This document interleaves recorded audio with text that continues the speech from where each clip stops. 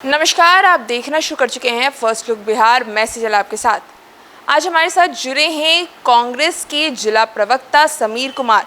उनसे हम बात करेंगे और जानेंगे कि इस लोकसभा इलेक्शन में क्या स्थिति चल रही है कांग्रेस की। वहीं कांग्रेस जिन 5 न्यायों की बात करती है, महिला न्याय, युवा न्याय से लेकर जिन मुद्दों पर बात करती है उस पर भी जिक्र करेंगे। साथ ही साथ क्या स्थिति चल रही है इस बार बिहार में, खासकर कैसा माहौल है महागठबंधन में कांग्रेस के साथ, तो उस पर चर्चा करेंगे। तो सबसे पहले जानेंगे कि कांग्रेस जो 5 न्यायों की बात करती है उस पर पहले शुरुआत करते हैं। देखिए, जैसा कि अभी वर्तमान में जो चुनाव चल रहा है ये कांग्रेस और बीजेपी के बीच नहीं चल रहा है, ये 2 विचारधारा के बीच चल रहा है।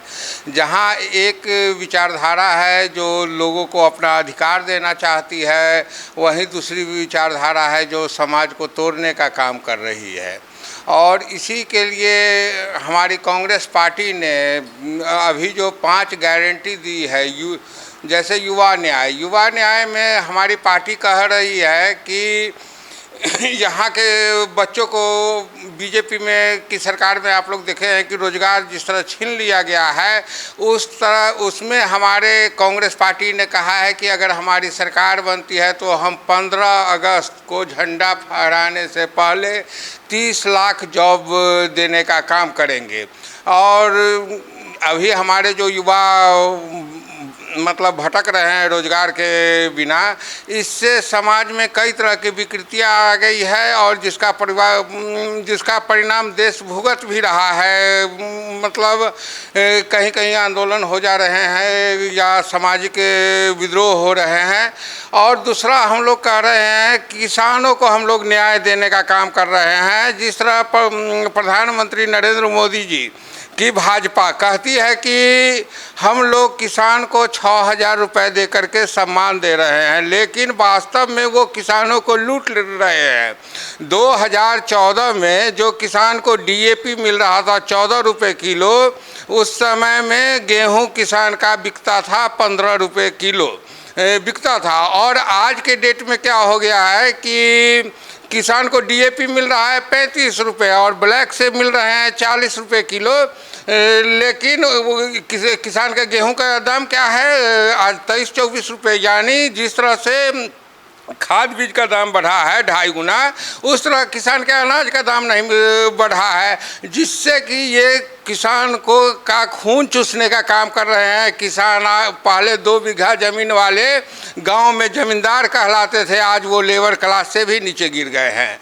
तीसरी बात कि ये लोग नारी बेटी बचाओ बेटी पढ़ाओ का भाजपा लोग मोदी जी जुमला जो पढ़ते हैं, तो यहाँ पर ये लोग एक तरफ कहते हैं बेटी बचाओ बेटी पढ़ाओ और दूसरी तरफ ये लोग कहते हैं कि हम मतलब अभी हाल ही में देखे हैं कि जो पूर्व प्रधानमंत्री देवेगौड़ा के पोता प्रज्वल रेवन्ना मास रेपिस्ट बलात्कार किया और उसके बारे में कहा जाता है कि वहाँ के जिला भाजपा इकाई ने भाजपा मतलब राष्ट्रीय भाजपा को सूचित किया था कि इनका रेप का वीडियो हमारे पास है, आप इनको टिकट नहीं दीजिए। उसके बावजूद ये जेडीएस से गठबंधन करते हैं और उसके बाद वहाँ पर पीएम मोदी वोट मांगने जाते हैं और कहते हैं कि प्रज्वल रेवन्ना को वोट देना यानी मोदी को मदद करना।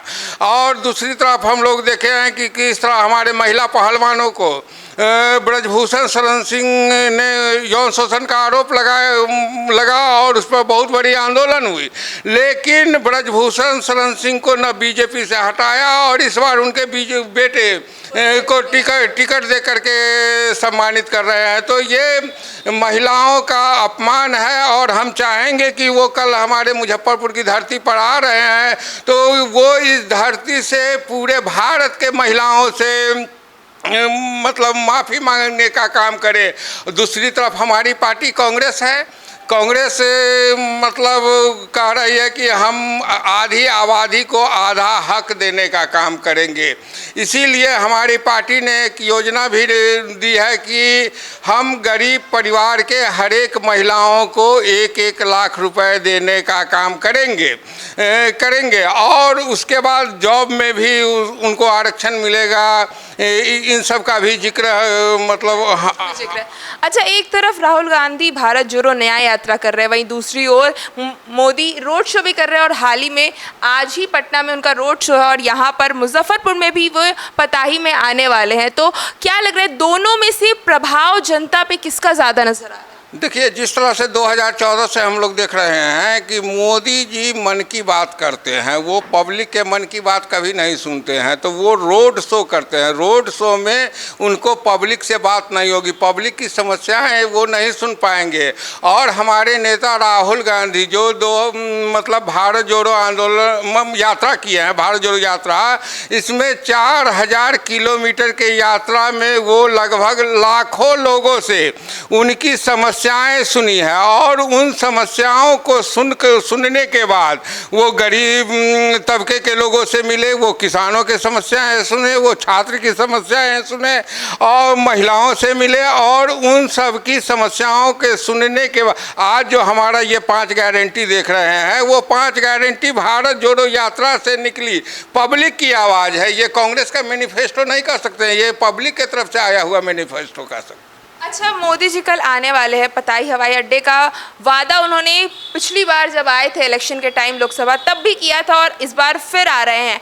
तो क्या लगता है इस बार उस बात को उठाएंगे, क्योंकि उनके बाद अमित शाह भी यहाँ पर आए थे तो एक बार भी पताही हवाई अड्डे का जिक्र अमित शाह ने नहीं किया।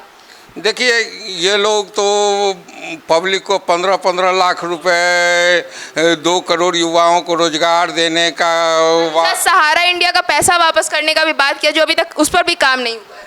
वही बता रहे हैं कि जिस तरह ये लोग पब्लिक को रुपए के बारे में 2 करोड़ रोजगार के बारे में युवाओं को कह कर के ठगा, तो ये लोग जहाँ जाते हैं पहले पता कर लेते हैं कि यहाँ के पब्लिक की समस्या क्या है और उसके बारे में ये पब्लिक का इमोशन खरीदने के लिए वो एक जुमला कह के चले जाते हैं।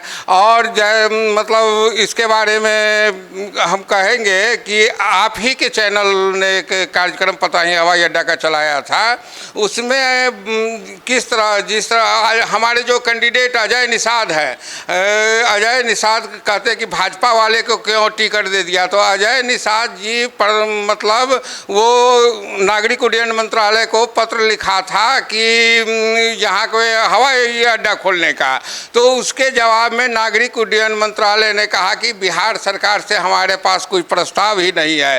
तो 2014 के बाद मैक्सिमम टाइम जदयू और भाजपा की बिहार में सरकार रही है, तो इसका गलती आरोपी भी यही लोग हैं। यानी कि इन लोगों का काम है पब्लिक को ठग के इमोशन लेना, कोई काम नहीं करना। अच्छा, अभी आपने अजय निषाद का भी जिक्र किया, तो अजय निषाद को लेकर जितने भी भाजपा के लोग हैं वो ये कहते हैं कि जनता ने उन्हें ठुकराया, इसलिए इस बार भाजपा ने उनका टिकट काटा और वहीं इस बार कांग्रेस ने उन्हें मुजफ्फरपुर सीट से टिकट दिया है। तो क्या रीज़न था? देखिए, भाजपा में क्या कल्चर है कि वहाँ पे सवाल पूछने वाले को रहने नहीं दिया जाता है। जिस तरह 2014 गवर्नमेंट में एक कृषि राज्य मंत्री महाराष्ट्र के हुआ करते थे, नाम अभी भूल रहा हूँ, तो उन्होंने संसद में महाराष्ट्र के प्याज के किसानों के बारे में सवाल उठाया था। उसके बाद क्या हुआ, उनका मंत्री पद तो गया ही, अगले बार उनका सांसद का टिकट कट गया। उसी तरह कैबिनेट के मीटिंग में गडकरी जी सवाल किए तो उनका क्या हुआ, उनको भाजपा कोर कमेटी से निकाल दिया गया।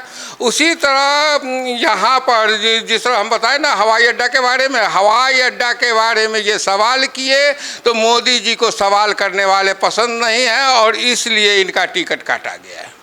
अच्छा, मल्लिकार्जुन खड़गे ने जो राष्ट्रीय अध्यक्ष है कांग्रेस के, उन्होंने बीच में सांसद का नाम गलत किया था, जिसको लेकर काफ़ी चर्चाएं हो रही थी कि राष्ट्रीय अध्यक्ष और उनको अपने सांसद का नाम नहीं।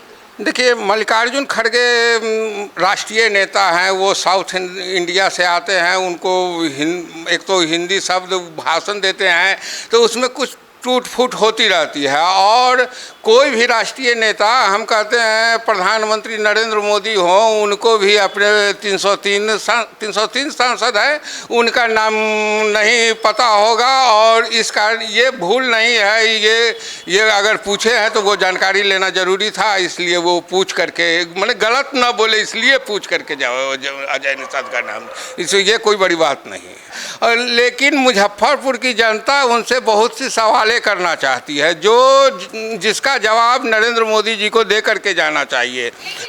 एनडीए में नरेंद्र मोदी का जहां भी जाते हैं वहां कहीं ना कहीं नरेंद्र मोदी का एक क्रेज तो देख रहा है, क्योंकि जो 5 किलो अनाज को लेकर जो, और साथ ही साथ आयुष्मान कार्ड, ये दो चीज़ों का गरीबों में लेकर मोदी जी को लेकर काफ़ी क्रेज है, उसका कैसे सामना करेंगे? देखिए, ये अभी जो उन लोगों को समझाया जा रहा है, बरगलाया गया था, और आज पब्लिक इस चीज़ को समझ चुकी है।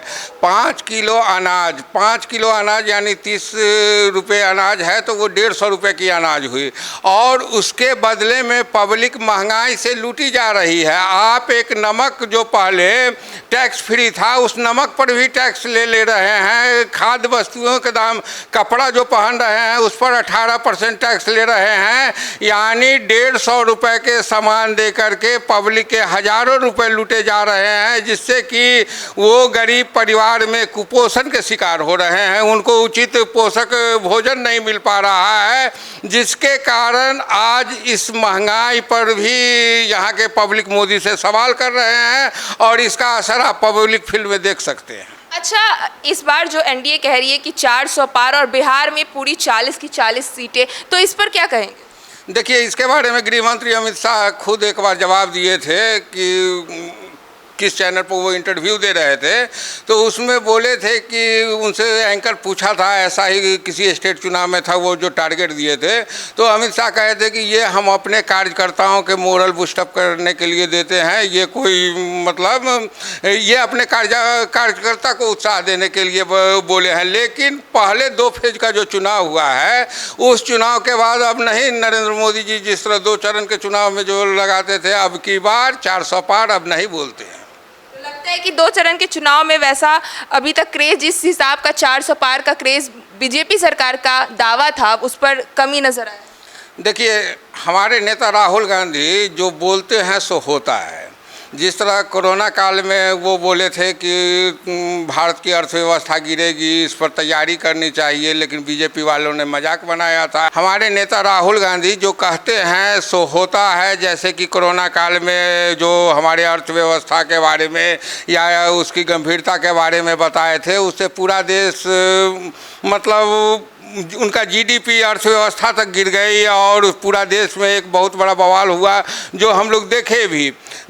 उसी तरह ये जो 400 पार का, एक तो इनका नारा गलत था, और हमारे नेता ने इस बार के चुनाव में कह दिया है कि अब की बार ये 150 भी पार नहीं करने वाले हैं, और ये 2-3 चरण के चुनाव के बाद ये पूरी जो दिखाई दे रहा है। इसी के कारण और हमारे एक नेता ने ये भी कहा था कि प्रधानमंत्री अगले राउंड तक रोएंगे भी, और जैसा कि नविका कुमार के साथ एक इंटरव्यू दे रहे थे, उसमें इमोशनल होकर के उनको आंसू गिर पड़े थे, और ये कोई इनका 400 का टारगेट नहीं है, और ये चुनाव भारी मतों से हारने वाले।